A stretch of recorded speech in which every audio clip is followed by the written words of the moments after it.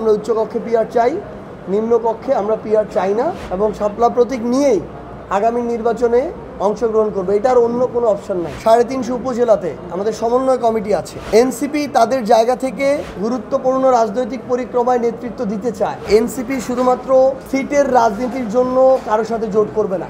সবাইকে আমাদের জাতীয় নাগরিক পার্টি এনসিপির পক্ষ থেকে শুভেচ্ছা।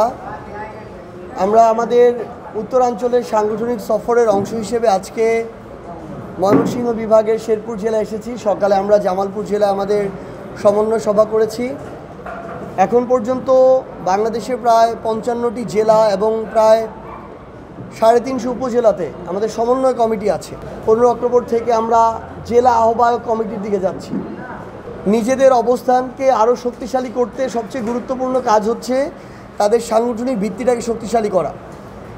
আগামীর রাজনীতির লড়াইয়ের জন্য বলেন, গণতান্ত্রিক পথে উত্তরণের জন্য বলেন, ফ্যাসিস্ট বিরোধী লড়াই অব্যাহত রাখার জন্য বলেন, কিংবা নির্বাচন কেন্দ্রিক প্রস্তুতি বলেন, প্রত্যেকটি ক্ষেত্রে সাংগঠনিক কাঠামো অত্যন্ত গুরুত্বপূর্ণ।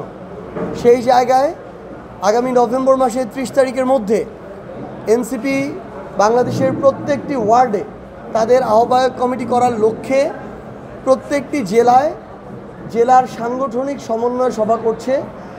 তারই অংশ হিসেবে আমরা রংপুর বিভাগ শেষ করেছি, রাজশাহী বিভাগের অর্ধেক শেষ করেছি, সিলেট বিভাগ শেষ করে ময়মনসিংহ বিভাগে এসেছি। কালকে ময়মনসিংহ বিভাগও শেষ হবে। এনসিপি তাদের জায়গা থেকে আগামীর বাংলাদেশের গুরুত্বপূর্ণ রাজনৈতিক পরিক্রমায় নেতৃত্ব দিতে চায় এবং সেই লক্ষ্যেই এনসিপি তাদের সাংগঠনিক যে কার্যক্রম, এই কার্যক্রমগুলোকে শক্তিশালী করতে চায়।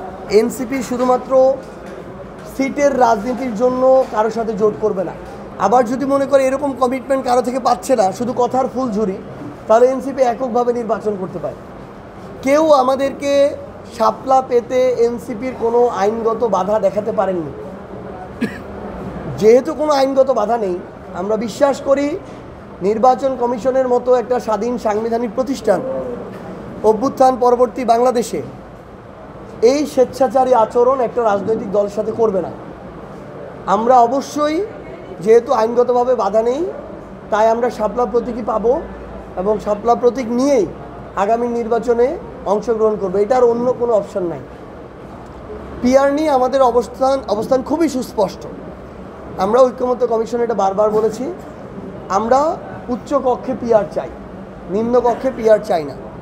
আমরা মনে করি এই মুহূর্তে বাংলাদেশের বাস্তবতায় আমরা উচ্চকক্ষে পিআর পদ্ধতির মাধ্যমে এটা দেখতে পারি কতটুকু বাস্তবায়নযোগ্য, কতটুকু কাজ হচ্ছে, ফলপ্রসূ হচ্ছে এবং এটা দিয়ে বাংলাদেশ উপকৃত হচ্ছে কিনা, এটা সাস্টেইনেবল কিনা।